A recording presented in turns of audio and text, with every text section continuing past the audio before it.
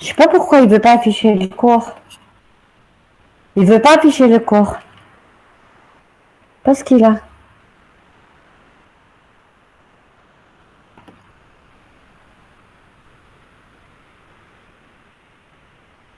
Alors. Je sais pas pourquoi il veut pas l'afficher.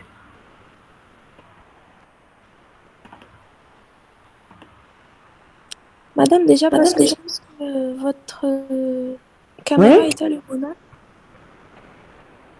Bon, ok, je vais tenter. Peut-être c'est ça, oui. Oui? Mhm.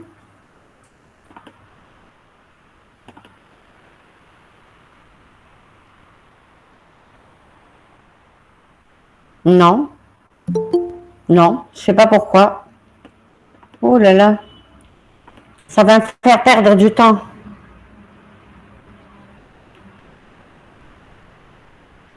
Qu'est-ce qui ne va pas?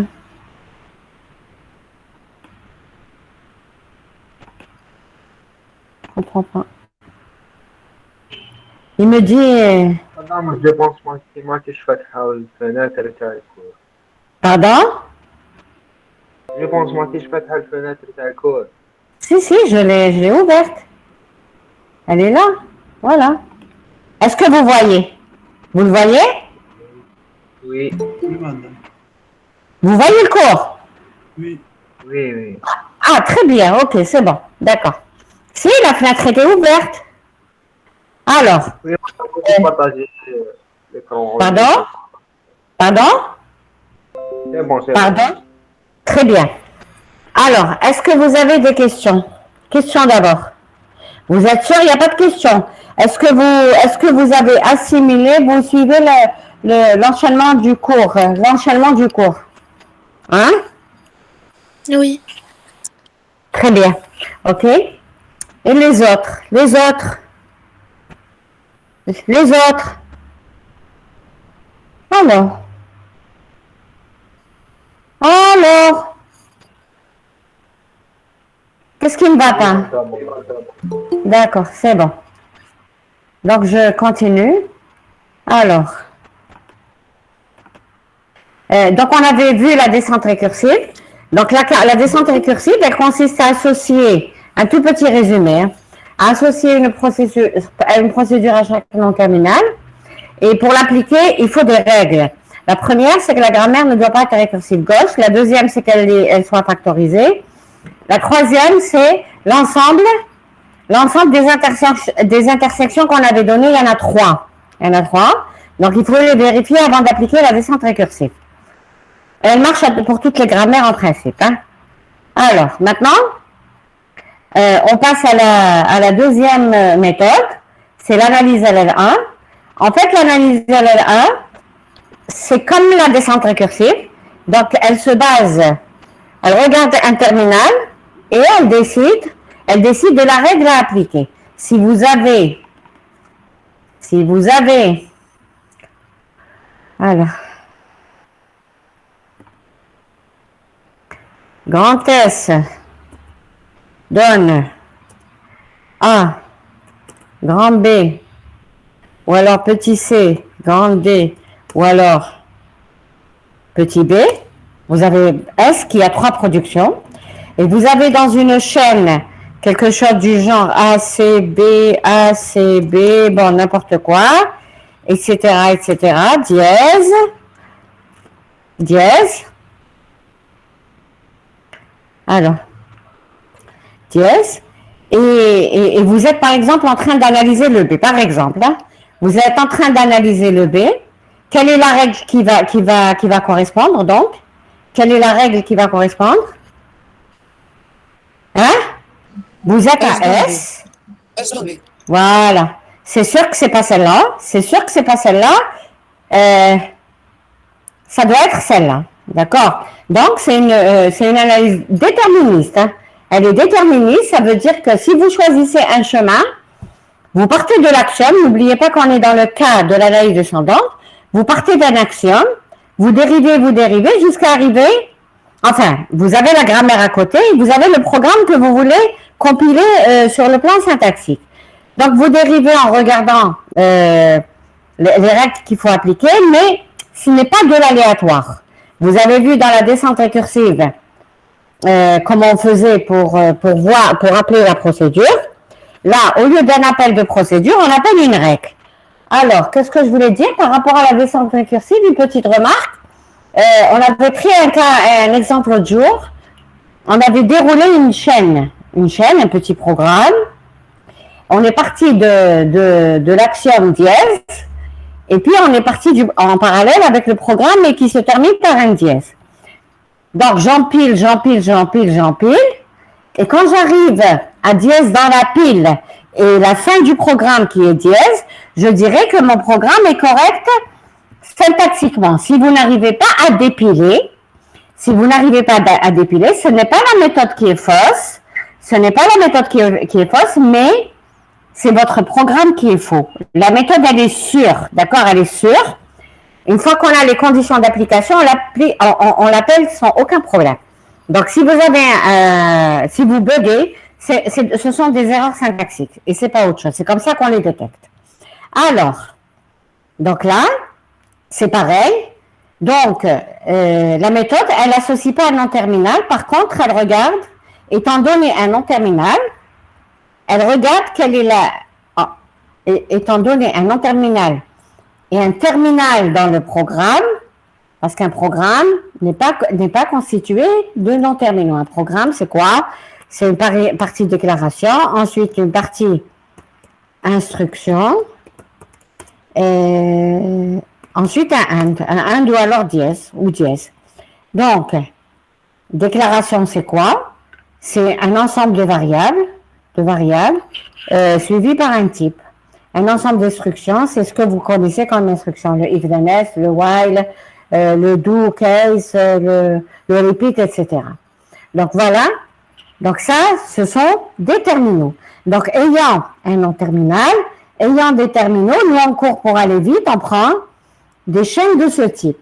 Donc ayant un S et en ayant en entrée de l'automate un B, ça peut pas être AB, ça peut pas être CD, ça peut être que ça. Si c'est pas ça, c'est une erreur de syntaxe.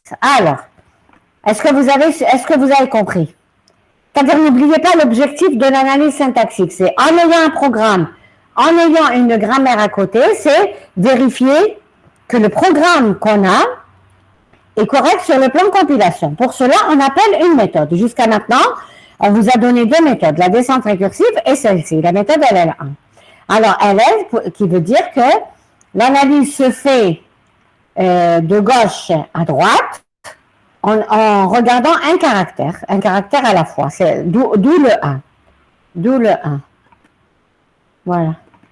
D'où le 1. Alors, fonctionnement de cet analyseur. Nous disposons donc du programme. Donc, on a un programme à analyser. Par exemple, un programme en Java, de la grammaire du langage et d'une table d'analyse.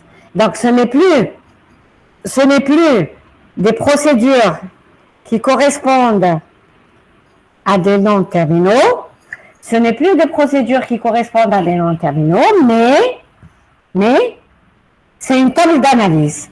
Et donc, l'objectif du cours, c'est comment construire cette table d'analyse et comment utiliser ce compilateur qui s'appelle le compilateur LL1 pour vérifier si nos programmes ne comportent pas d'erreur syntaxique. Alors, le programme d'entrée comporte une marque de fin, dièse ou and ou point, ce que vous voulez. La pile, à un instant donné, contient des symboles de la grammaire. Donc, à un instant donné, ça sera des symboles de la grammaire. C'est quoi les symboles de la grammaire? C'est les terminaux de notre programme. Donc, c'est une pile. En compilation, on parle de piles. Hein. Pour toutes les analyses, c'est des piles. Alors, et puis, donc, dièse, c'est en même temps une marque de fin de programme, et puis, c'est en même temps le fond de la pile. C'est-à-dire, au début, la pile contient le dièse. Ensuite, au fur et à mesure, on empile les noms terminaux, et quand on dérive, on enlève le nom terminal et on le remplace par son MDP. Alors, c'est ça, c'est-à-dire remplacer le S par B parce que j'ai reconnu un terminal B dans mon programme. Alors, la table est à 2 dimensions. La table comporte 2 dimensions. Alors, en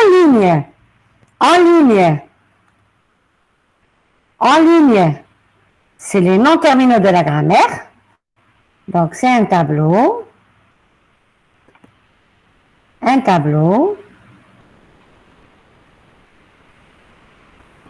Voilà. Alors, en ligne, c'est-à-dire là, à l'extérieur. Hein. À l'extérieur, ici, c'est des noms terminaux. Et en colonne, c'est les terminaux de la grammaire. Tous les terminaux de la grammaire. Donc, alors la table d'analyse est à 2 dimensions, c'est-à-dire ligne et colonne. Alors, ici, c'est le nom terminal. À l'extérieur, hein, c'est le nom terminal. Et là, c'est le terminal. Donc, quand vous accédez à l'intérieur de la table d'analyse, vous avez la règle. C'est la règle à appliquer. C'est la règle à appliquer. Donc, par exemple, S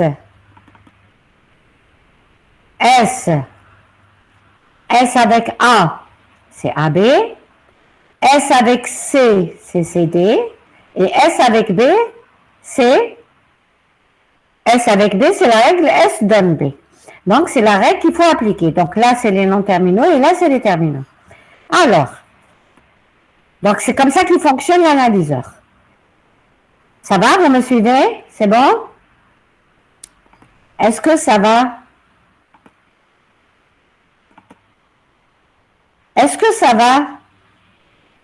Oui, madame. Oui, madame. D'accord. Très bien. OK. Alors, maintenant, combien que vous êtes? Vous êtes 46. 46 sur une section de plus de 100. Alors, je continue. Les cas suivants peuvent alors arriver. Alors, sans regarder le cours, vous avez en ligne les noms terminaux, vous avez en colonne les terminaux, donc noms terminaux, terminaux. À l'intérieur, c'est la règle à appliquer. Quels sont tous les cas que vous pouvez avoir? Dites-moi tous les cas que vous pouvez avoir.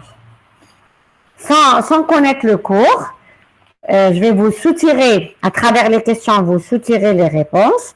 Donc, l'algorithme, qu'est-ce qu'il va faire? Il y a plusieurs cas, il y a 3 cas. Si en dérivant, j'arrive à la fin du programme, analysé syntaxiquement, et j'arrive au dièse qui constitue le fond de la pile. Le dièse qui constitue le fond de la pile. Qu'est-ce qu'on va dire? Quelle est la conclusion? Si, en dérivant, vous arrivez à la fin du programme, vous avez tout analysé, vous êtes là.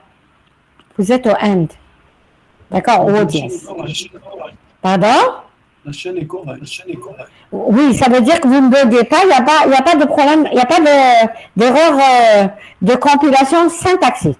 Donc c'est bon, c'est le meilleur des cas. Donc c'est celui-là. Si le sommet de pile, parce que c'est une pile, hein, l'analyse elle est basée sur une pile, égale terme courant égale dièse, alors on arrive à la fin de l'analyse, la chaîne est correcte syntaxiquement. Sinon, on va détailler les cas. Si le sommet de pile, donc vous avez une pile, si le sommet de pile est un nom terminal, qu'est-ce que vous faites? je pose la question autrement. Si le sommet, vous êtes en train de dériver, vous tracez un arbre syntaxique. Vous tombez sur un nom terminal. Qu'est-ce que vous faites? Vous tombez sur un nom terminal, qu'est-ce que vous faites? Qu'est-ce que vous faites? Qu'est-ce que vous faites? Hein? On doit le dériver. Qu'est-ce que vous dites? On doit le Hein? dériver. On doit? Le dériver. Très bien. Qui c'est qui parle? C'est Babako. Oui. Très bien. On le dérive. D'accord? Un nom terminal. Pourquoi? Parce que notre programme ne contient pas des noms terminaux. Un programme, c'est entièrement des terminaux. Quand vous écrivez un programme en C++, il n'y a pas de nom terminaux à l'intérieur d'un programme. Donc, vous avez un nom terminal, il faut le dériver. Et je le dérive comment? Je le dérive comme c'est une méthode. La méthode LL1 est une méthode automatique. Donc, je le dérive. Je ne fais plus de l'aléatoire. Ça sera plus n'importe quelle règle, mais je regarderai. Le nom terminal est là. Il est là quelque part. Il est sur une des lignes. Le terminal, il est sur les colonnes. Sur les colonnes. Donc, un nom terminal avec un terminal, il va me donner la règle appliquée. Donc, c'est un analyseur, c'est un compilateur entièrement automatique. Alors, je reprends. Si la table d'analyse, alors, si le sommet de pile est un nom terminal, alors, la table d'analyse est consultée pour décider de l'action à exécuter. C'est la table d'analyse qui me donne la règle. Alors, si, en accédant à la règle, à la table, vous trouvez un vide. Un vide, qu'est-ce que ça veut dire? Si c'est vide, il n'y a pas de règle. Il n'y a pas de règle. C'est une erreur syntaxique. Si vous accédez à la table avec le nom terminal et avec un terminal, vous direz, et vous ne trouvez pas de règle, ça veut dire que le compilateur ne peut appliquer aucune règle. Ça veut dire qu'il y a une erreur syntaxique. C'est mauvais, c'est pas bon. OK. Sinon, qu'est-ce qu'on fait? Sinon, alors si S, alors, si j'enligne S, j'ai S comme nom terminal, et par exemple, dans ma chaîne, j'ai un C. Dans mon programme, j'ai un C.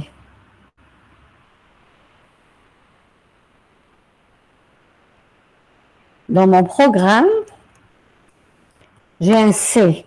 Quelle est la règle qu'il faut appliquer? C'est S donne CD. Donc là, S, vous allez trouver en ligne S, et en colonne, vous allez trouver C. Et la règle, vous allez trouver la règle CD. En fait, on va numéroter les règles. On va les numéroter. Donc, celle-là, on va l'appeler 1. Celle-là, on va l'appeler 2. Celle-là, on va l'appeler 3. Donc, c'est grand D qui dira que c'est la règle. Règle 2. C'est la règle 2. Voilà, c'est la règle 2. Donc, on va appliquer la règle 2. Mais s'il n'y a rien, ça veut dire qu'il y a une erreur de syntaxe. Hein. Ça veut dire que vous avez un nom terminal, vous avez un terminal dans votre programme qu'on ne peut pas obtenir par ce nom terminal. Ça veut dire que c'est une erreur dans le programme, c'est une erreur syntaxique. Maintenant, si c'est le cas, c'est-à-dire que vous avez une règle, qu'est-ce que vous faites? On empile le miroir du MDP. Regardez, j'empile le miroir du MDP. Le miroir, c'est... Vous êtes d'accord? Le miroir de cette règle, c'est le contraire. Pourquoi? Parce que comme c'est une pile, vous avez le D, ensuite le C. Donc, en tête de pile, vous avez le C. Alors, en tête de pile, vous avez le C. Voilà. Un C. Et dans votre programme, vous avez un C aussi. Un C, voilà. Qu'est-ce que vous faites? C'est bon, vous avez comparé les deux. Celui-là, il est en tête de pile, c'est-à-dire on veut le rendre tête de pile pour pouvoir comparer directement. Donc, je compare la tête de pile qui est C avec ce qu'il y a dans le programme CC, c'est bon. J'avance, c'est bon. Ça veut dire que c'est bon, ça veut dire que je vais avancer. Ici, par exemple. Donc, j'étais là. J'étais là. Ça veut dire je vais avancer. J'ai analysé le C. Maintenant, je vais passer au B. Donc, je vais avancer. Regardez. Donc, l'opération miroir du MDP est empilée. C'est bon. Sinon, ça veut dire que vous avez un terminal. Donc, le sinon de ça, ça veut dire que vous avez terminal avec terminal. Terminal avec terminal, c'est ce cas-là. Donc, vous avez un C avec un C. Au début, c'était un non-terminal que j'ai dérivé, mais j'ai empilé l'opération miroir. C'est-à-dire, on a dépilé, on avait, par exemple, S en sommet de pile. Vous voyez ce que j'écris? Vous voyez? Vous voyez ce que... Voilà. Donc, j'ai S en sommet de pile. Donc, qu'est-ce qu'en sommet de pile? On le dépile et on remplace par la règle donnée par la table. Voilà, par la table. Donc, je remplace par la règle miroir. Donnée par la table. Une fois que c'est bon,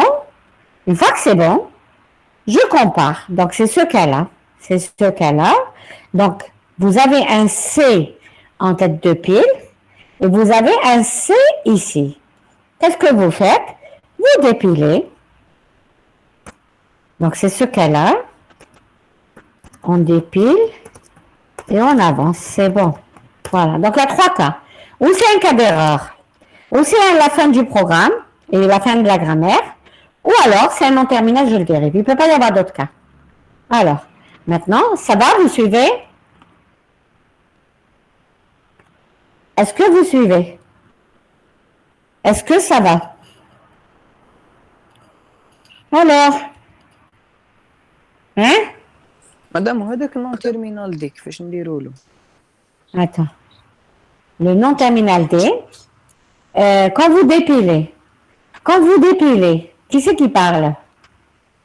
C'est moi. Qui c'est? C'est moi, c'est... Je ne vois pas qui c'est. Il ne m'a pas marqué, il me dit... on ne va pas t'en... D'accord, ok, Ryan, ok. D'accord, alors, votre camarade dit, c'est une bonne question. Alors, je reviens au cours. Votre camarade me dit...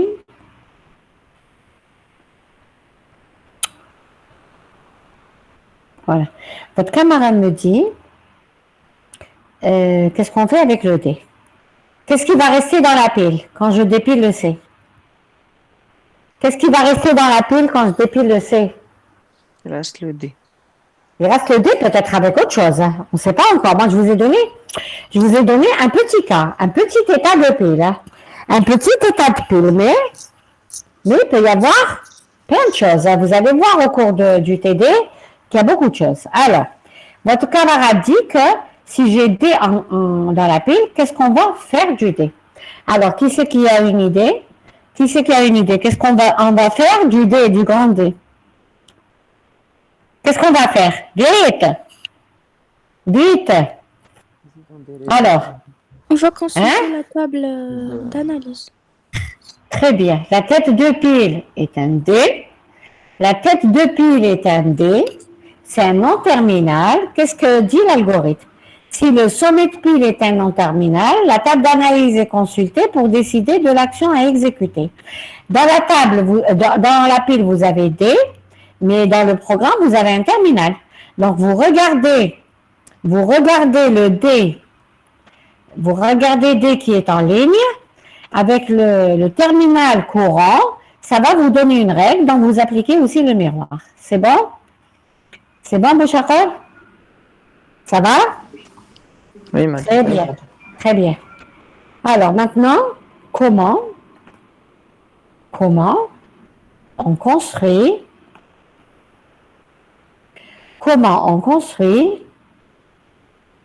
notre table. Alors, comment on construit notre table d'analyse? C'est-à-dire, comment on construit ça? Comment on la construit? Voilà. Donc, rappelez-vous, on a une grammaire et on a un programme à compiler. Qu'est-ce qu'on fait? Pour chaque nom terminal, grand A appartenant à la grammaire, donc pour chaque nom terminal de la grammaire, qu'est-ce qu'on fait? Pour chaque règle du type A donne alpha, avec A bien sûr non terminal, alpha appartient à T union N star, d'accord? Alors alpha appartient à T union N star, donc c'est du n'importe quoi. Faire pour chaque début, donc c'est un petit algorithme, pour chaque début petit a, donc pour chaque terminal de cette règle, faire, bien sûr chaque terminal moins epsilon, hein, moins epsilon, qu'est-ce qu'on fait? On rajoute cette règle, c'est-à-dire mettre dans la table la règle A donne alpha. Par exemple, je reviens ici.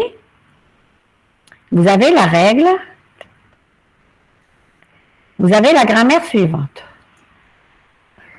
Grand A donne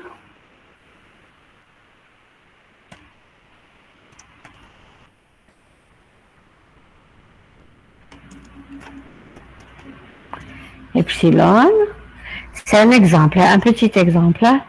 C'est juste pour vous illustrer le cours. Alors, voilà. Par exemple, et epsilon. Alors, que dit mon algorithme pour construire la table? L'algorithme dit si pour tout nom terminal A, vous avez A donne alpha, donc là c'est par exemple S il donne AB. Donc S avec AB, c'est la règle 1, vous numérotez. Hein. Celle-là c'est la 1, si vous avez un stylo et une feuille. Donc celle-là c'est la 1, celle-là c'est la 2, celle-là c'est la 3, celle-là c'est la 4, 5, 6, 7. Donc il y a 7 règles et 3 noms terminaux. 3. Donc ici, vous avez S, A et B. En colonne, vous avez les débuts, tous les débuts et les suivants, donc c'est les terminaux, donc tous les débuts et les suivants de la grammaire, sauf epsilon, puisque epsilon n'existe pas dans les programmes. Quand vous avez un programme en C++, vous n'avez pas, quand vous avez un programme en C++, il n'y a pas d'epsilon. Le epsilon n'existe nulle part. Donc, qu'est-ce qu'on fait? Avec tous les terminaux, donc ici c'est A, ici c'est C, ici c'est B, ensuite D, ensuite E, et les suivants de tous les noms terminaux. Bon, pour le moment, je crois qu'il n'y a que le dièse. Donc, dièse. Dièse appartient à la table d'analyse. Donc, je répète, c'est important, les lignes, c'est les lignes, c'est les noms terminaux, les colonnes, c'est les terminaux. Lignes non terminaux, colonnes, terminaux. Voilà, terminaux. Alors, qu'est-ce que vous faites? Donc, vous mettez l'arrêt qu'il faut. Par exemple, ici, S. Alors, je vais écrire. Hein. Je vais écrire. Alors, T.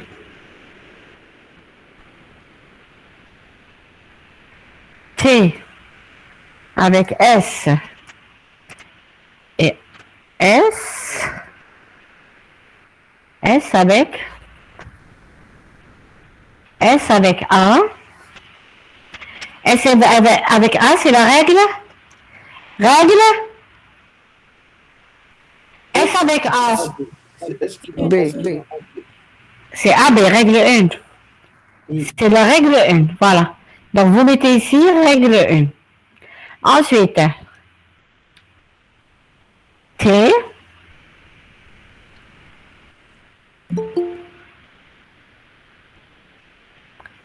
S.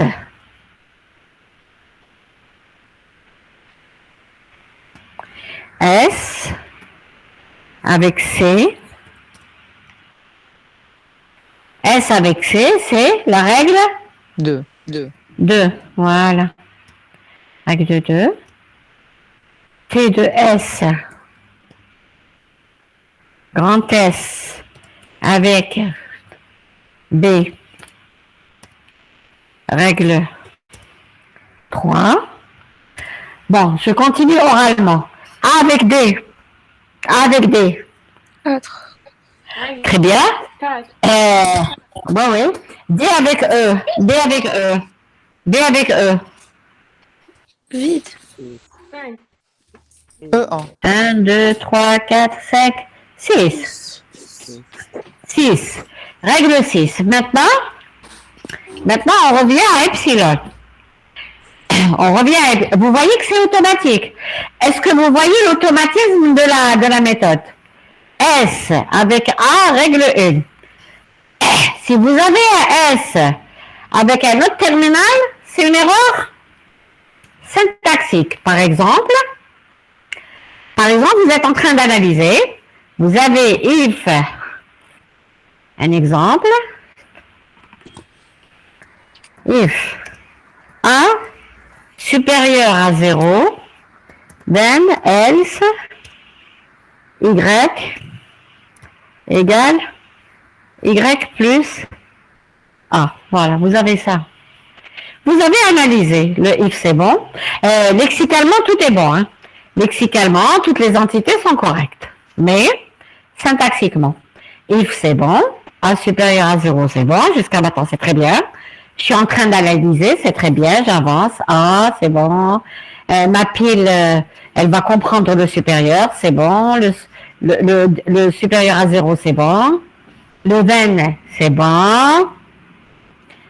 Stop. Quand j'arrive au then, qu'est-ce qu'on trouve après le then? Qu'est-ce qu'on doit trouver après le then? Une instruction. Une instruction. C'est quoi très bien, c'est quoi le début de l'instruction? C'est un identificateur. C'est ça. Ou alors un autre if, ou alors un mot-clé, voilà, très bien. Mais ça ne peut pas être, c'est pas le else. Tout sauf else. Tout sauf else. Donc, si elle trouve le else, dans la table, je suis arrivée jusque-là. C'est bon, c'est très bien jusque-là.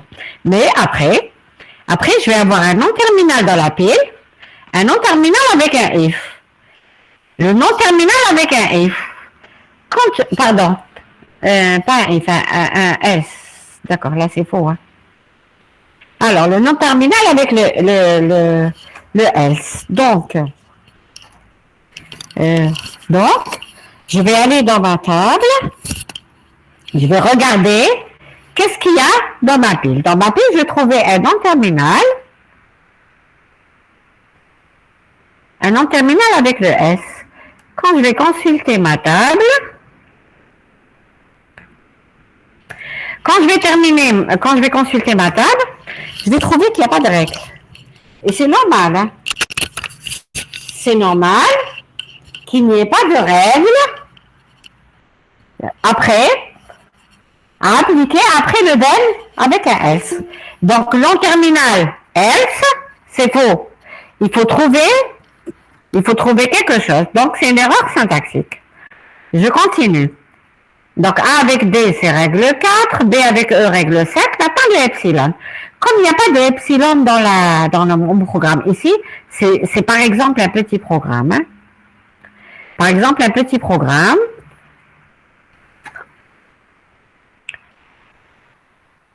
Par exemple, un petit programme.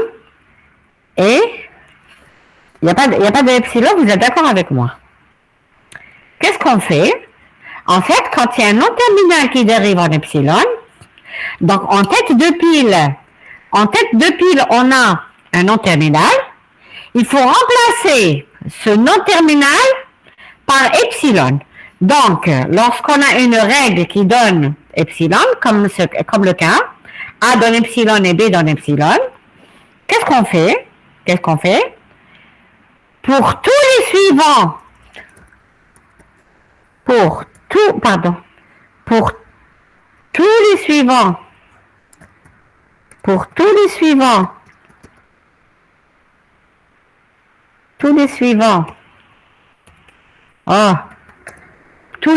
de A, mettre la règle A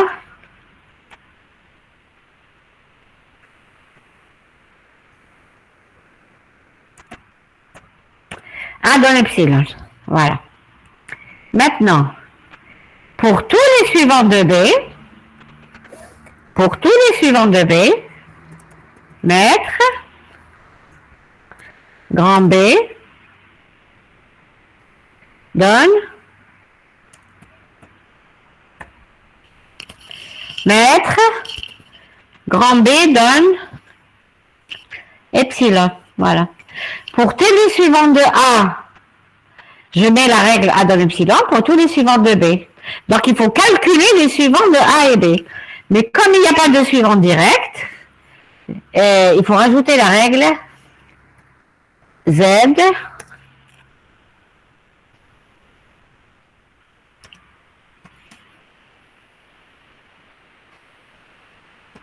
SJS, pardon. Donc, dièse est un suivant de A. Dièse est un suivant de A. Comme les suivants de S, ils sont dans les suivants de B, ils sont dans les suivants de D. Donc, un suivant de B et D, c'est aussi un dièse. Alors, les suivants de A, ils sont dans B aussi. Donc, là, il n'y a pas de A. Par exemple. Donc, un suivant de grand A, c'est E. Alors, les suivants de A, ils sont dans B. Un suivant de A, c'est E. Les suivants de B, ils sont dans A. Donc, c'est lui-même. C'est-à-dire, les suivants de A, ils appartiennent à B et vice-versa. Donc, voilà ce qu'on fait dans le cas de epsilon. Est-ce que vous avez compris? Est-ce que c'est bon? Madame, Oui, c'est bon, madame. D'accord. Bien. Oui. vous pouvez répéter pourquoi les suivants de A sont les suivants de B? Regardez, d'après le cours, les suivants de S, ils sont dans B. C'est du type A donne alpha, B, bêta. Avec bêta dérivant en epsilon. Donc, les suivants de S, ils sont dans B. Les suivants de S, ils sont dans B. Tout ce qui suit S va suivre B. Quand vous allez remplacer le S, c'est une dérivation. Vous allez dériver le S en AB. Donc, s'il y avait quelque chose à côté de S, vous allez le reprendre dans la pile. Parce que vous n'allez remplacer que S par AB. Je remplace S par AB. Donc, tout ce qu'il y avait avant, à côté de S, va être aussi à côté de la dérivation. Donc, les suivants de S, ils sont dans B. Les suivants de S, ils sont dans D. Et comme les suivants de S, c'est le dièse, donc un suivant de B et D, c'est dièse aussi. Et là, il y a un suivant direct de A, c'est E. Et comme la règle, on a la règle A donne DB, donc le suivant de A est dans B, suivant de A est dans B, le suivant de A, c'est E. Donc, E est aussi un suivant de B. Les suivants de B sont dans A, donc ils sont égaux. Les suivants de A, ils sont dans B, les suivants de B sont dans A, donc c'est le même ensemble. Donc, E est un suivant de B aussi. Voilà. Donc, c'est bon? Ça va? Ça va? Oui, Est-ce que... Très bien. OK. Je continue. Je continue. Alors. Comment on construit? Donc, pour chaque règle, elle est très automatique, la procédure. Hein. L'algorithme est automatique. Pour chaque nom terminal A donne alpha. Pour chaque petit a appartenant à début de alpha, sauf epsilon. C'est-à-dire epsilon, il est pris à part. Hein. Donc, je mets la règle qu'il faut. On l'a fait. Je reprends. S avec A, c'est règle 1. S avec C, règle 2. S avec B, règle 3. S avec début de A, sauf epsilon. C'est quoi le début de A? C'est D. Donc, c'est la règle 4. A avec D, règle 5. B avec E, règle 5, 6, 7. 7. Maintenant, si epsilon est un début de alpha, alors si epsilon est aussi un début de alpha, c'est-à-dire là, vous pouvez avoir epsilon, alors pour chaque petit a appartenant à suivant de A, vous mettez la règle. Non, là c'est une erreur. Numéro de la règle A donne alpha. Non.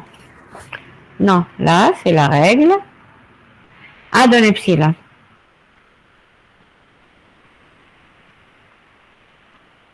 Attends. Madame, j'ai pas compris. Qu'est-ce que tu n'as pas compris? J'ai pas compris comment on déroule le programme en fonction des règles qu'on a.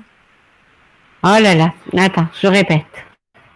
Est-ce que ثم A dans AB ماشي attends.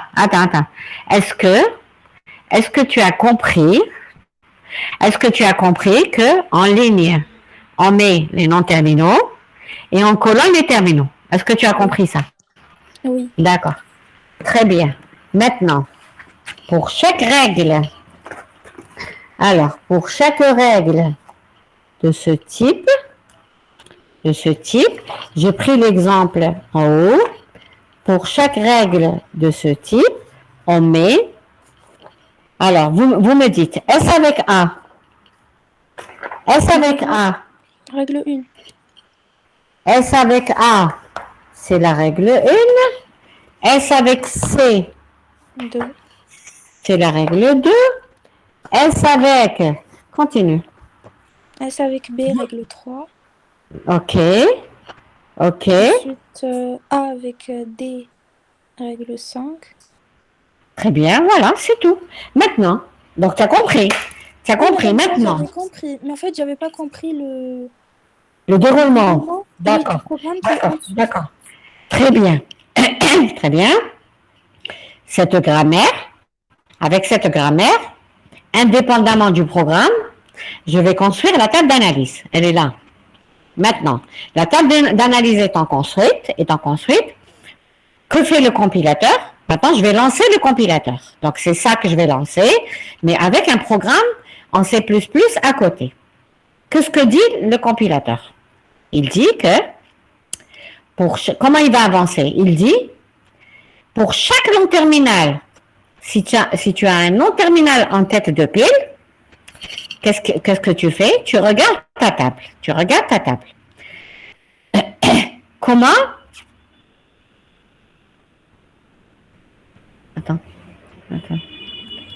Là, c'est le fonctionnement. Maintenant, là, c'est la construction de la table. Hein. Qu'est-ce que tu fais? Là, tu as les noms terminaux et les terminaux. Comment remplir cette table? C'est ça le paragraphe. Comment? remplir cette table. Donc, tu vas dire A, S avec A, règle 1, donc c'est comme ça que tu l'as rempli. Qu'est-ce que tu n'as pas compris? Tu n'as pas compris, pardon, c'est pas ça que tu n'as pas compris, c'est ça que tu n'as pas compris. Oui, madame, ce qu'il y a au-dessus. D'accord, très bien, voilà. D'abord, est-ce qu'il n'y a pas de question pour ça? Je Oui, répète. comment remplir la table, ça va. D'accord, non, je crois qu'il y a une petite erreur ici. Alors, je répète là et puis je reviens vers toi, d'accord? Pour chaque petit a appartenant à début de alpha moins epsilon, je mets cette règle. Maintenant, si epsilon appartient à début de alpha, alors, T de A, vous mettez la règle. Là, il me manque un bout d'algorithme, je ne sais pas où est-ce qu'il est passé. Donc, vous mettez cette règle. Si A appartient à suivant de A, donc si alpha dérive en epsilon, qu'est-ce que vous faites? Pour chaque petit a appartenant à suivant de A, qu'est-ce que vous faites? Numéro de la règle A dans alpha. Maintenant, si epsilon, ouh là là, c'est là. ما فهمتش مخلطت لي هنا. Attends, je répète. Elle dit, là c'est simple. Pour chaque petit a appartenant à début de alpha, c'est ce cas-là, vous mettez cette règle, c'est bon. Maintenant, si A donne epsilon, A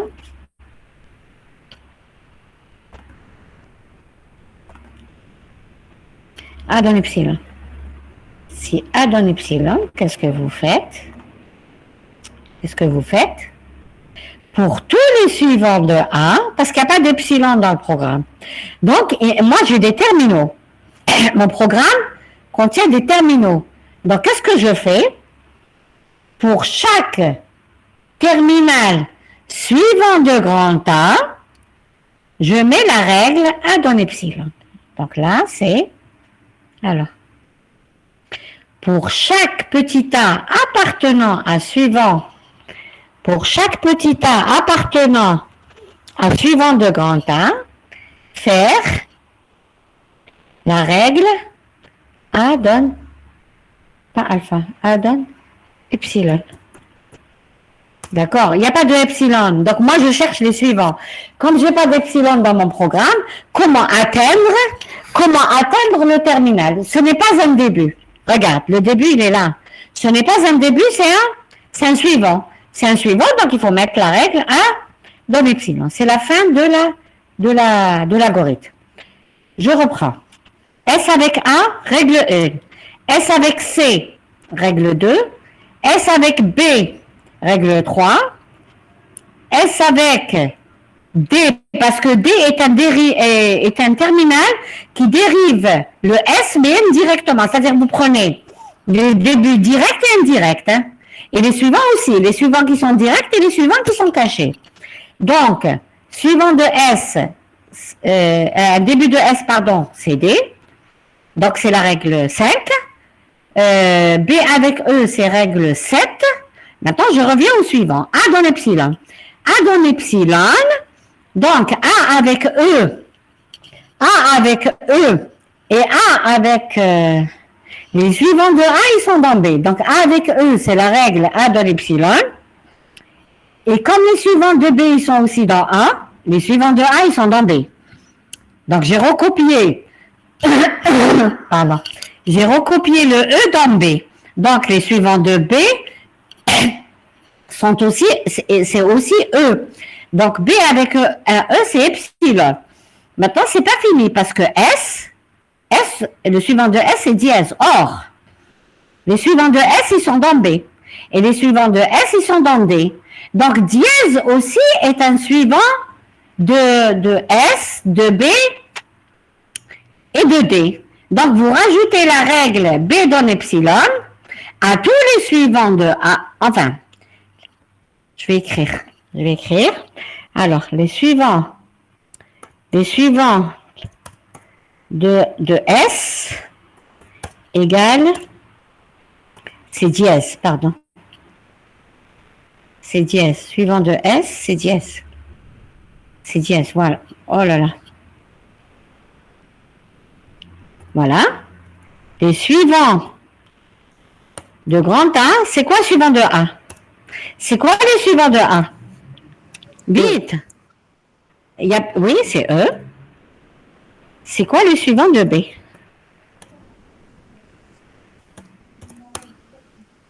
Hein? Attendez. Alors, le suivant de E. Maintenant, regardez. Les suivants de S, ils sont dans B. Or, suivant de S, il y a un dièse. Donc dièse. Voilà. Dièse. Les suivants de B. C'est quoi le suivant de B? C'est E. Voilà, c'est ce que je voulais dire. C'est ce que je voulais dire. Donc, alors, oui. Donc, à tous les suivants de A qui sont E et dièse, vous mettez la règle A donne epsilon. À tous les suivants de B qui sont E et dièse, vous mettez la règle B donne epsilon. Donc, c'est ça la méthode automatique. Donc, qu'est-ce que vous allez faire? Comment vous allez utiliser la règle? Vous avez la table. Vous avez un programme à côté. Un programme, un long programme. Donc, ici, c'est le programme. J'ai programme plus grammaire. Programme plus grammaire. D'accord? Vous avez programme plus grammaire. Alors, comment ça fonctionne? Vous êtes en train d'analyser. Vous partez de la grammaire, c'est une pile. Hein. J'empile l'axiome, S. S, je vais le dériver. Mais comment je vais le dériver? Je ne le dérive pas aléatoirement, comme on avait vu, avant de connaître les méthodes. Et je ne dérive pas selon les procédures récursives, je le dérive suivant la méthode LL. Qu'est-ce qu'elle dit, LL? Elle dit, si vous avez un nom terminal dans la pile, vous le remplacez par une règle, par sa dérivation, par la règle qu'il dérive. Mais la règle qu'il dérive, elle n'est pas donnée aléatoirement, il faut regarder la table d'analyse. Donc, S avec A, il va vous donner règle 1. Qu'est-ce que vous faites? Vous avancez, vous avez un terminal dans le programme. Qu'est-ce que vous faites? Vous dites, tiens, j'ai un nom terminal, je le dérive grâce à la table. Donc, je remplace le S par la règle mais miroir. Donc, j'aurai S qui va être dépilé et remplacé par grand B petit a. Grand B petit a, c'est bon. Donc, A avec A, par exemple, j'ai un A dans la grammaire, A, B, C, D, E, etc. Donc, j'ai un A dans ma grammaire. Oh là là, j'ai un A dans mon programme. Je suis là, etc., etc. Donc, je suis là. Je compare, j'ai un A dans ma grammaire, c'est celle-là la grammaire, et j'ai un A dans mon programme. Qu'est-ce que je fais? D'après l'algorithme que j'ai donné, il est là. Qu'est-ce que je fais? Je dépile et j'avance. C'est ça. C'est ce qu'elle a. Sinon, dépiler et avancer. Si c'est un nom terminal, je le remplace par le membre droit de production. Si c'est un terminal, je dépile et j'avance. Si c'est la fin, c'est très bien. Sinon, c'est une erreur. Hein. Si vous avez un nom terminal et vous ne pouvez pas le dériver, vous pouvez le remplacer par aucune règle, ça veut dire que c'est une erreur syntaxique. Est-ce que vous avez compris? Est-ce que c'est bon? Est-ce que c'est bon? Est-ce que ça va?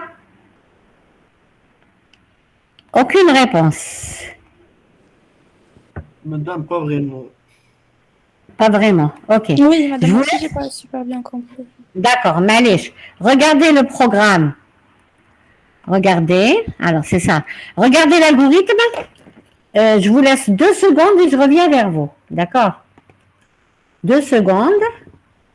Et je vous laisse 2 secondes.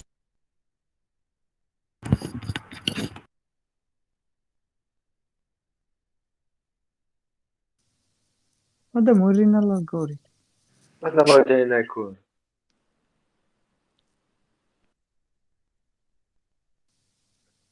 هذه قليلة. لا Madame,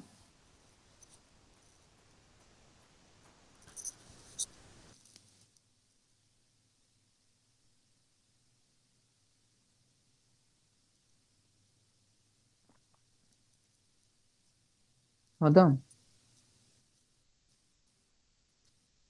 ما كاشها راحت.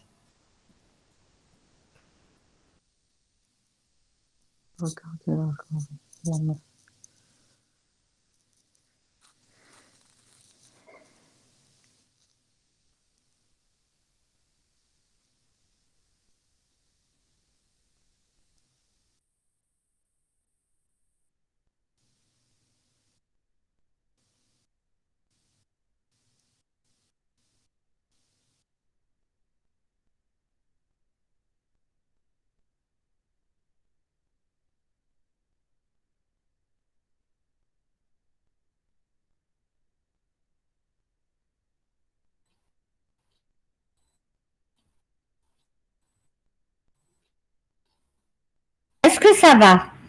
Est-ce que vous avez eu le temps de regarder l'algorithme?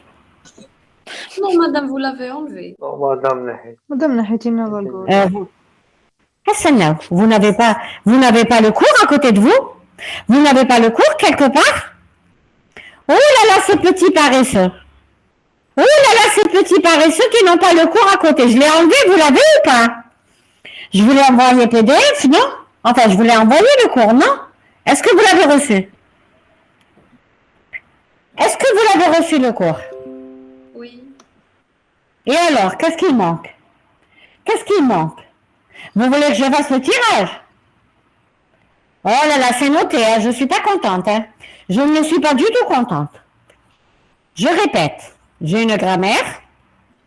Comment il fonctionne cet analyseur? Vous savez maintenant, vous avez compris comment on cherche la table. Comment on la remplit, c'est bon? C'est bon ou pas?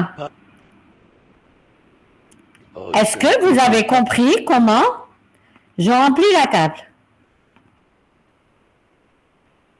Est-ce que vous avez compris comment on remplit la table?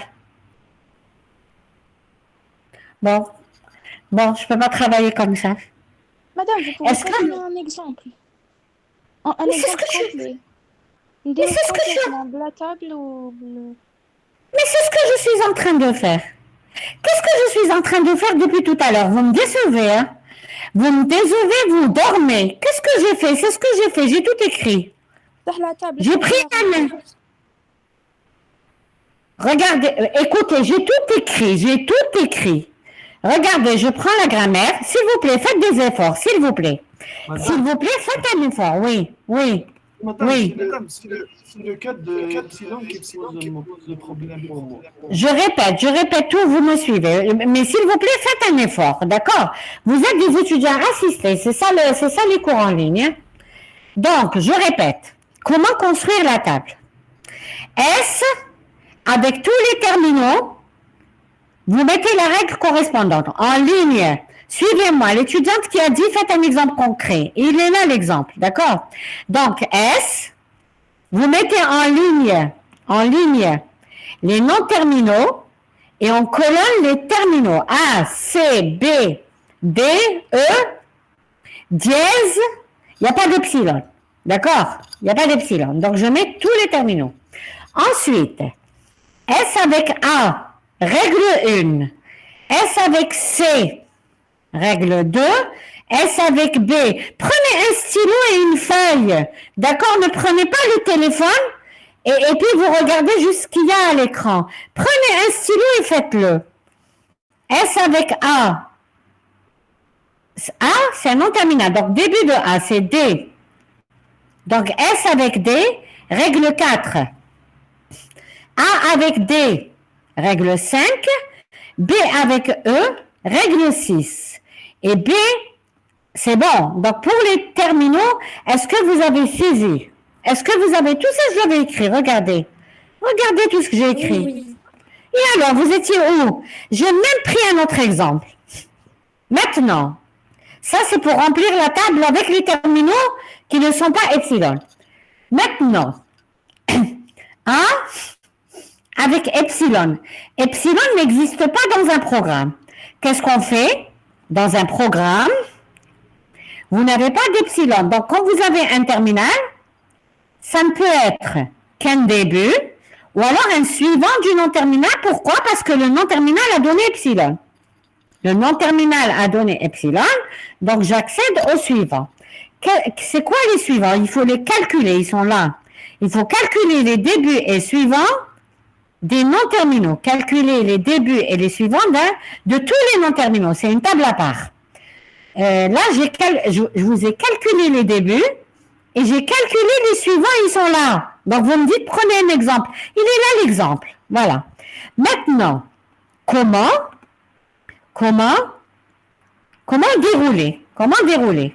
J'ai une pile. Mon compilateur travaille avec une pile. Il a un programme. Il a une grammaire. Un programme et une grammaire. Alors, il démarre de S. Il va regarder S avec le premier terminal de la grammaire. Comment? Avec le premier terminal du programme. Qu'est-ce qui démarre un programme généralement? Un programme. Par quoi vous le démarrez, par exemple? Donnez-moi. Par quoi vous démarrez un programme en C++? Le début, hein, le début du programme. Pas des instructions, du programme. Par quoi vous démarrez? Non, avant. Avant, oui, avant. C'est par le mot-clé programme, c'est ça? Oui.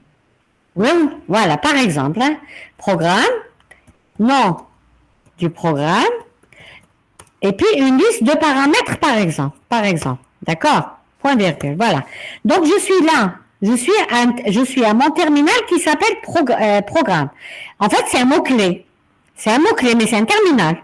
Donc, je vais dans ma table d'analyse, je vais regarder S par exemple avec programme. S avec programme, c'est par exemple la règle I. Règle numéro I. Ou alors, dans mon cas, S avec A, c'est règle 1. S, tiens, je vais prendre celle-là. S avec CD. S avec C, c'est règle 2. Donc, qu'est-ce qu'il va faire?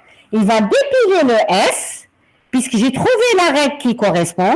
Il va dépiler le S, il va le remplacer par CD, mais miroir. Donc, ça va me donner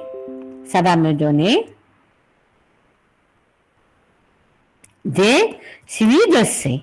Donc, je vais comparer C avec C. C dans le programme et C dans la grammaire, c'est bon.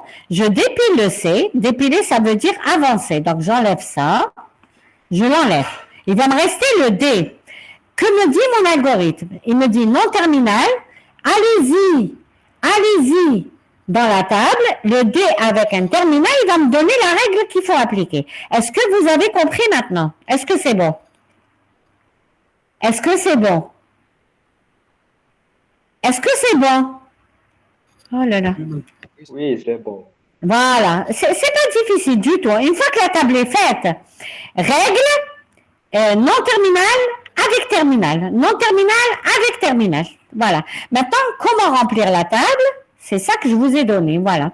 Donc, quand vous avez un terminal, vous mettez le numéro de la règle.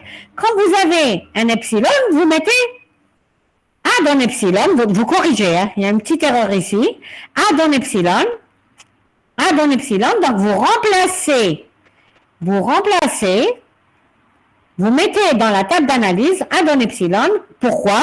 Comme ça, il va dériver le A en epsilon et vous allez accéder au suivant. Donc, voilà comment on remplit une table d'analyse. Maintenant, remarque, si dans la table d'analyse, il n'y a aucune, vous avez rempli, et ici c'est vide. Qu'est-ce que ça veut dire? Ici c'est vide. C'est-à-dire vous êtes en train de compiler, vous êtes tombé sur un non-terminal, avec un terminal, ici c'est un non-terminal, ici à l'extérieur, et ici en colonne vous avez un terminal. Vous avez essayé de lire, et vous êtes tombé sur le vide. Qu'est-ce que vous allez dire? Erreur de syntaxe. Très bien. C'est le cas de tout à l'heure. C'est le cas du else. Un else ne suit pas un then. Jusqu'à ici, c'est correct, c'est bon. Vous avez tout analysé, c'est très bien. Maintenant, vous avez un non-terminal. Vous avez un non-terminal dans la pile et vous avez un terminal en entrée de l'automate. Hein. C'est un automate. En fait, le programme, c'est un automate. Il est en train de lire. L'automate est en train de lire votre programme. Donc, il trouve un S. Il va aller dans la table. Il va dire, tiens, j'ai un non-terminal ici. Et ici, j'ai rien. Il y a rien. Le non-terminal avec le S, après le then, il n'y a rien. Il va vous dire, là, c'est vide. C'est vide. Donc, vous allez dire, il va vous dire, problème, erreur de syntaxe. Donc, chaque entrée non définie, ça veut dire vide, chaque entrée non définie de la table d'analyse correspond à une erreur. C'est bon. Ensuite, une table d'analyse, la table d'analyse, elle doit être monodéfinie. Il doit y avoir au plus une règle dans la case. Qu'est-ce que ça veut dire? Qu'est-ce que ça veut dire si vous avez deux règles dans une même case? Qu'est-ce que ça veut dire?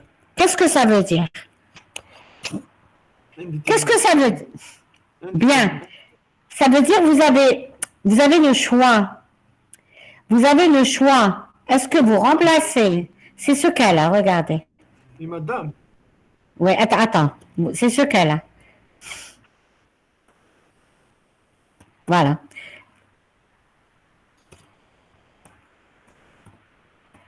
Voilà, c'est ce cas-là. Vous avez ce cas-là. S avec A. S avec A, c'est la règle 1. Oui, vous suivez? L'étudiante qui me disait, madame l'exemple, c'est ça l'exemple. Il faut prendre une feuille et un stylo. Sinon, vous n'allez jamais vous rappeler de toutes ces remarques, ok? Alors, vous avez S avec AB, c'est règle 1. S avec AA, règle numéro 5. 1, 2, 3, 4, 5. 5. Règle 5. Donc, il y a un problème. Ça veut dire ici, vous allez avoir S avec un A. Vous aurez règle 1, par exemple. Règle 1 et règle 5. C'est 5 ou 4? 5. C'est 5, madame. 5. Il y a deux règles. Il y a un problème. Il y a un problème. Erreur, oui. Nous, on a des compilateurs. Voilà, très bien. Pourquoi? Parce que l'analyseur LL, il est déterministe. Il n'y a pas de choix. D'accord? Quand j'emprunte un chemin, c'est le seul. C'est sûr. S'il y a un problème de choix, c'est notre grammaire qui pose un problème. C'est notre grammaire qui pose un problème, ça veut dire qu'elle n'est pas déterministe. Alors, qu'est-ce qu'elle dit la remarque? Elle dit, une table d'analyse du grammaire LL1 doit être monodéfinie, au plus une règle. S'il y a deux règles, il y a un problème de non-déterministe. D'où cette définition. Qu'est-ce qu'elle dit, cette définition? Elle dit que, avant d'appliquer la méthode LL1, on doit vérifier que la grammaire n'est pas récursive gauche, que la grammaire est factorisée, que la table d'analyse est monodéfinie. Si ce n'est pas le cas, on ne peut pas appliquer ce compilateur. Ce compilateur doit être déterministe. Donc, s'il y a deux règles, il y a un problème. En fait, dommage qu'on n'a pas beaucoup de temps, mais sinon, en pratique, soit on change la grammaire, soit pratiquement, si vous avez une grammaire qui n'est pas LL, au moment d'appliquer la règle, vous avez le choix. Qu'est-ce que vous faites? Je regarde pas un caractère, je regarde pas un terminal, je regarde deux terminaux, je regarde ce qui vient après. Et c'est comme ça que je casse, on casse le problème, on casse le non-déterminisme. On dit qu'on le résout, on résout le problème de non-déterminisme localement. C'est intéressant. Au lieu de changer toute la grammaire, c'est compliqué. Qu'est-ce qu'on fait? On fait une résolution locale du problème. On regarde, au lieu de regarder un terminal, on regarde deux terminaux, deux. Et c'est comme ça qu'on règle le problème. Bon, mais vous n'avez pas le temps de voir ça en détail. OK. La deuxième définition, c'est la même que celle de la procédure par la descente récursive. Si, dans une grammaire, c'est-à-dire vous avez le choix, pour montrer qu'une grammaire est égale à 1, vous appliquez ça, définition 1, ou alors définition 2. Qu'est-ce qu'elle dit la définition 2? C'est la même que celle qu'on a vue dans le cours précédent, c'est non récursive gauche factorisée. Si vous avez plusieurs MDP, si alpha i donne epsilon, alpha j ne doit pas donner epsilon.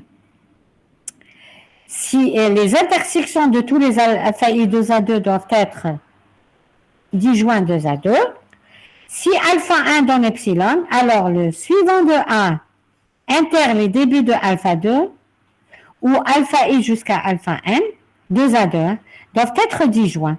Ça, on l'a bien expliqué en détail la dernière fois.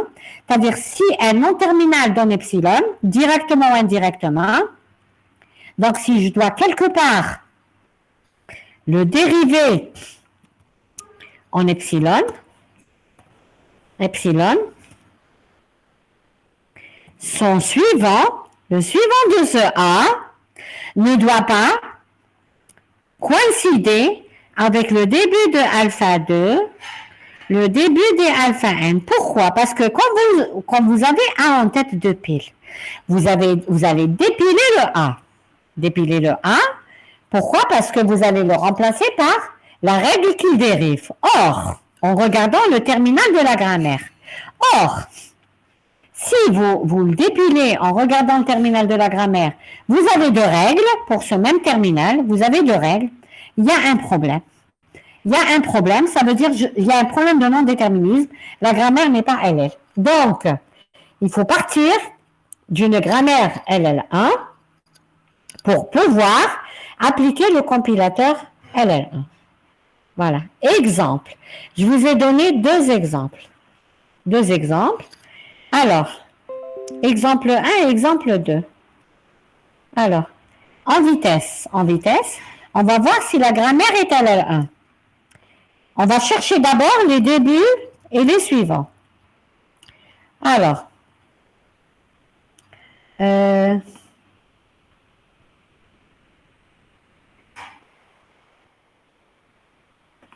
bon, c'est pas grave. Pourquoi il m'affiche plus le tableau? Alors, tableau. Ah, voilà. J'insère un tableau.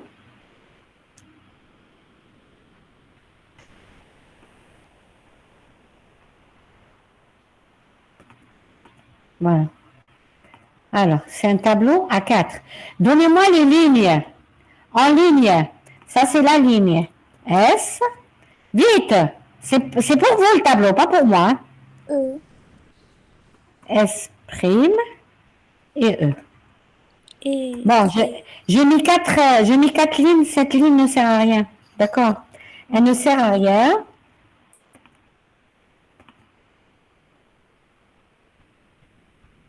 Voilà. En colonne. Alors, en colonne. I, Bon. I, Là, c'est I. Bon, ça, je ne peux pas le faire. Là, c'est I. مادام là- كون خليتي هذيك فوالا.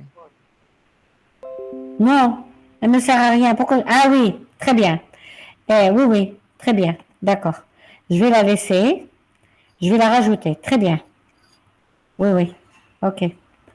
Je vais la rajouter. Insérer.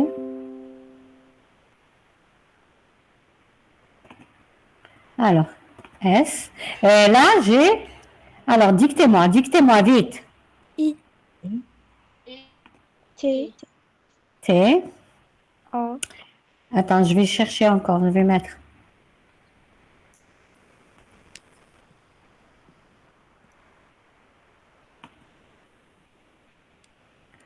E.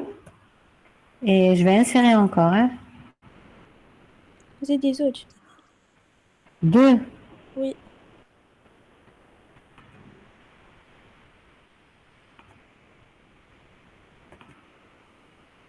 Voilà. Donc, qu'est-ce que j'ai ici? Dictez-moi. B B, et A. dièse. Et le A. Donc, il me manque le dièse. Il me manque encore. Hein. Il me manque.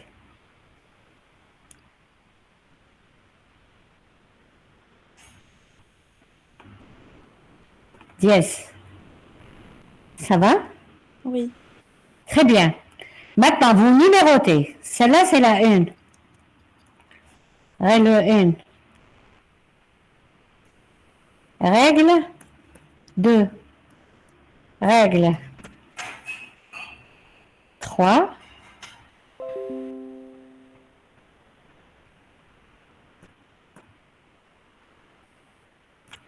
Quatre. Règle 5. Alors, donnez-moi les débuts de S. Ils sont là. Vous tracez les... Alors, les débuts de S, c'est quoi? Là, c'est la table d'analyse. Hein. Donnez-moi les débuts de S. C'est une table aussi. Hein. C'est une table. J'ai pas le temps de la faire, donc vous faites une table. Hein. Égal. C'est quoi les débuts de S? C'est Petit I. Petit. I. Petit A. petit t. I, petit I. là, D'accord, très bien. I et A. Bien. C'est bon. Ensuite, I et A. Alors, début de S prime. Début de S prime, c'est quoi? Vite! Petit E. Voilà. E. Bien. Epsilon. Bien. Début de E. Le B. B. Petit B. Très bien. C'est B. Très bien. Je rajoute la règle Z. Il y a une étudiante qui m'a demandé quels sont les enseignants qui travaillent en imagerie. Donc, si elle veut, elle reste 2 minutes. Elle m'avait posé des questions, je lui ai dit on se verra directement en cours. Donc, si vous avez des questions, je vous vois en privé 2 secondes. Hein. Alors, début de S. Suivant de S. Suivant de S, vite. C'est quoi? Yes. Voilà.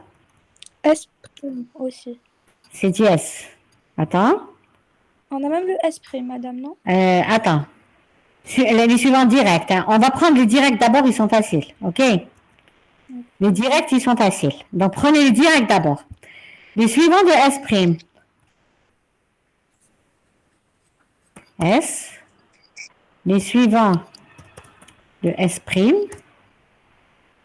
Alors, donne-moi un suivant direct de S prime. Il n'y a pas. Un suivant direct de E, il n'y a pas. Il n'y a pas. Je vais revenir à là. C'est la règle, c'est la plus, elles sont importantes, celles-là. Regardez. Celle-là. Un suivant de E, un suivant de E, c'est T. Vous ne me l'avez pas dicté. T. Même madame poursuivant de S, on a S prime. Il est direct, la règle numéro 1. Un suivant De S. c'est S prime, non? Non? Un suivant d'un nom terminal, ça peut être jamais un nom terminal. Le suivant de S, c'est E. Sauf la règle numéro 1. voilà. Ce que tu dis est correct, mais tu l'as mal dit. Les suivants de S sont dans S prime. D'accord? Ce n'est pas S prime qui est un suivant de S. C'est les suivants. Regardez, écrivez.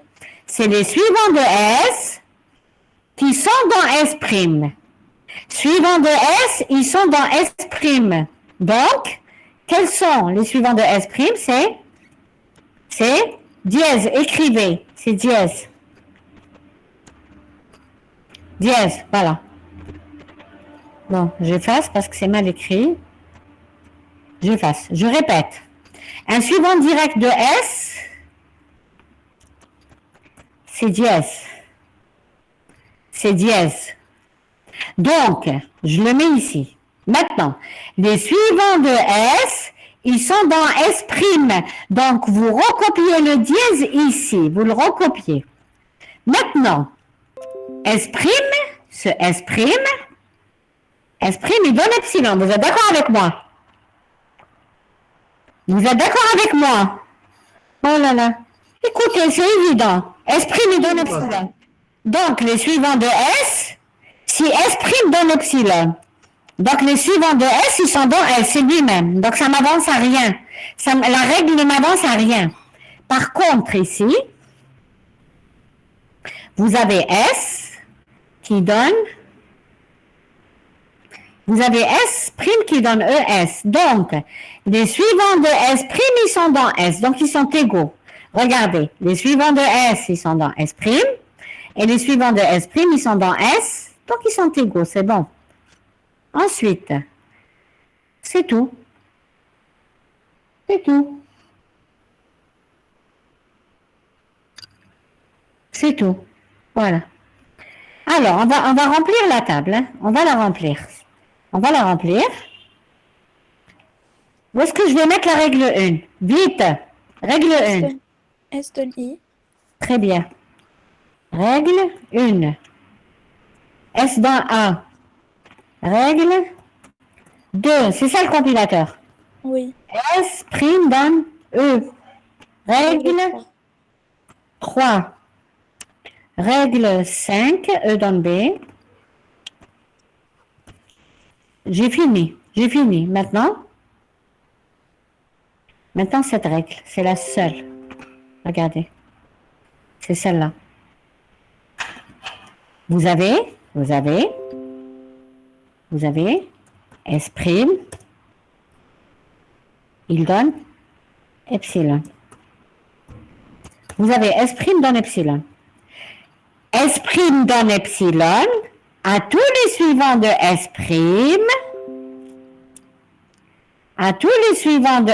attendez, j'ai oublié une règle. J'ai oublié une règle qui est importante et vous m'avez rien dit. Regardez. S, regardez. Les suivants de S, vous regardez, c'est important. Les suivants de S, ils sont dans S', je l'ai fait. Mais j'ai pas dit que les débuts de S' dans epsilon, les débuts de S' moins epsilon sont suivant de grand S. Qu'est-ce qui suit S'? Qu'est-ce qui suit S'? Qu'est-ce qui suit S? Qu'est-ce qui suit S? C'est les débuts de S'. C'est quoi les débuts de S'? E. C'est E. C'est E. Donc un suivant de S, c'est E. C'est E. Il n'y a pas d'epsilon. Donc, un suivant de S' sont les suivants de S. Et les suivants de S, ils sont, donc là, il y a un E. Voilà. Donc, les deux. Donc, E est un suivant. Pourquoi? Parce que tout ce qui suit S', donne S. Et quand S' va donner epsilon, on le voit très bien. Un suivant de S', un début de S' est un suivant de S. Un début de S', c'est E. Donc, E est un suivant de S'. Et comme les suivants de S', ils sont encore dans S, donc E est encore un suivant de S. Maintenant, les débuts de S' ou les suivants de S', Ouais. les suivants de grand S. Attends, pourquoi? Les suivants de S sont dans les suivants de S'. Les suivants de S' sont dans les suivants de S, mais si S', mais comme le début de S', qu'est-ce qui va démarrer S'? Qu'est-ce qui va démarrer la règle S'? C'est les débuts de S'. Donc, c'est les suivants de S. Tout ce qui suit S, c'est par définition. C'est même pas de la compilation, d'accord? C'est même pas compile. Hein? Regardez, quelle est la phrase? Quelle est la phrase qui va suivre S? C'est le début de S'. D'accord? C'est bon? C'est bon? C'est le cours d'il y a 2 semaines. Hein? Oui ou non? Si vous révisez pas, c'est pas bon, hein? D'accord? Je vous fais des résumés, je vous pose des questions, j'écoute vos questions, je donne les réponses. Donc là, ça doit aller automatiquement. Je répète, les suivants de S, ils sont dans S'.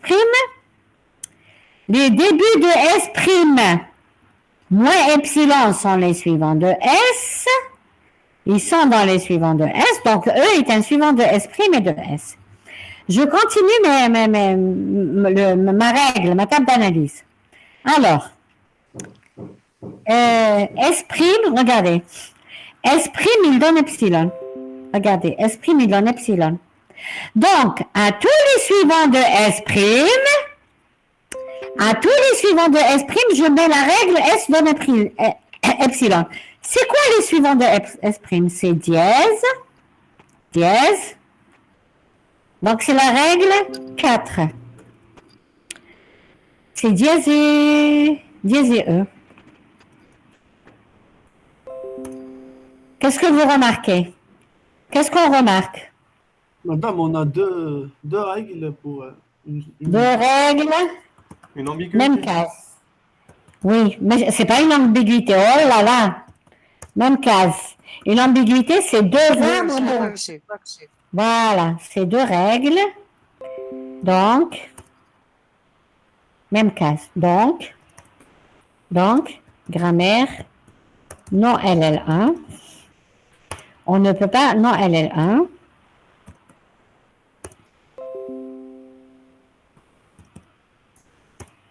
On ne peut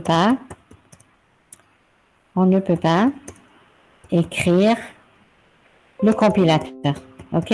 On ne peut pas l'écrire, mais si on avait le temps, je vous aurais dit comment on règle le problème. C'est très intéressant. Mais on n'a pas le temps. D'accord? Donc, on ne peut pas écrire le compilateur. Ça, j'ai appliqué la première, j'ai appliqué cette méthode. Regarde. C'est celle-là que j'ai appliquée, la définition 1. Définition 2, qu'est-ce qu'elle dit? La définition. D'accord, ok. La définition 2, elle dit, on va comparer les intersections. Donc, ça fera l'objet du prochain cours. Alors, à mardi, s'il vous plaît, si un enseignant, elle est là, Yala. Je crois qu'elle n'est pas venue. Je suis là. Ah, tu es là, ok. Écoute, Yala, s'il te plaît, s'il y a un enseignant qui ne fait pas son cours, cette semaine, tu me dis, il y aura une semaine où vous n'aurez pas compris. Je vais être absente, ok? D'accord.